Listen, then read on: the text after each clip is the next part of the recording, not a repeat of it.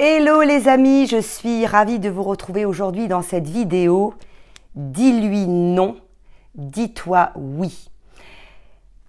Dans une relation toxique, tu auras remarqué que les échanges sont extrêmement énergivores. C'est une relation qui va t'amener à puiser au plus profond de toi, dans tes ressources énergétiques. Pourquoi ? Eh bien parce que ton ou ta partenaire est très en demande d'attention et donc tu tournes ton énergie vers cette personne. Tu donnes de ton temps, tu donnes de ta disponibilité, tu donnes de ton amour, tu donnes de ton espérance, tu donnes de ton attention. Et finalement, en retour, qu'est-ce que tu reçois? Eh bien, pas grand-chose. Si tu aimes mon travail, je te remercie de t'abonner à la chaîne, de liker, de partager et de commenter et de nous faire part de tes expériences. Reste bien jusqu'au bout, je vais tout t'expliquer. Si tu me découvres aujourd'hui, je suis Anka et je suis experte en divorce heureux. J'ai créé cette chaîne pour mettre à ta disposition un espace de connaissance, de partage, de soutien, d'échange et surtout d'action afin que tu puisses te libérer des relations toxiques dans ta vie afin de vivre ta best life. Alors, je reviens sur le contenu de la vidéo. Donc, je vais surtout dans cette vidéo te parler de ce que j'appellerais un shift énergétique. Un shift énergétique, ça veut dire un mouvement énergétique. Alors, ce que je veux que tu comprennes, c'est que si tu es encore dans la relation toxique, tu peux très bien déjà utiliser ces conseils. Et si tu viens d'en sortir, eh bien, ils vont évidemment te servir. Alors, shift énergétique de où à où? Dans une relation toxique, donc tu as mis ton énergie, tu as porté ton attention et donc ton énergie sur l'autre. Eh bien, ce que je vais te demander de faire aujourd'hui, c'est de shifter, donc de bouger cette énergie et de mettre ton attention et donc ton énergie à ton service, à toi. Je rappellerai tout simplement que là où tu portes ton attention, tu portes ton énergie et donc tu portes ton possible de création. Et de création de quoi? De création de ta vie, la création de ta reconstruction et de ta guérison. Donc, je reviens à cette histoire d'énergie.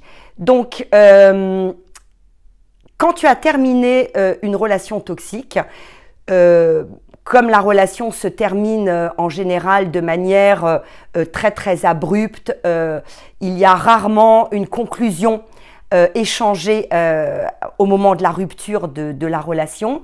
Donc finalement, tout d'un coup, tu ressens un grand vide en toi. Parce que justement, l'énergie que tu déployais pour la mettre au service de l'attention de ton ou de ta partenaire, eh bien, au moment de la rupture, tu n'as plus à le faire. Donc, tu te retrouves comme déshabillé, comme tu te retrouves dans une espèce de no man's land, parce que tout d'un coup, il y a une espèce de chute comme ça qui se passe à l'intérieur de toi, parce que ton énergie que tu as mis au service de l'autre, eh bien, t'as extrêmement ponctionné au niveau de tes ressources d'énergie émotionnelle, énergie physique, énergie psychologique. Donc ça, c'est important à réaliser et à prendre en compte et de ne surtout pas s'affoler. Donc, moi, ce que je veux t'expliquer, c'est que ce vide devant lequel tu vas te retrouver, eh bien, c'est un moment dans lequel tu vas reprendre entre tes mains ton énergie que tu donnais à l'autre pour la mettre complètement à ton service, c'est-à-dire vraiment te porter de l'attention, te porter du soin, entreprendre des actions, des activités, qui te nourrissent et qui, à ce moment-là, vont mettre en action une énergie, mais que tu vas prendre pour toi. Ça va t'aider également à combler un vide dans lequel tu te retrouves, parce que ce vide, tu vas devoir l'aménager. C'est comme quand tu as vidé un placard avec tes anciens habits et que tu veux mettre des nouveaux habits. Donc, c'est exactement la même chose.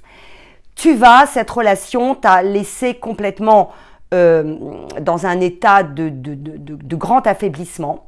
Donc, l'énergie, elle va être pas forcément tout de suite à ta disposition et tu vas devoir petit pas après petit pas engager une action et des actions comme, je te dirais, des choses extrêmement simples.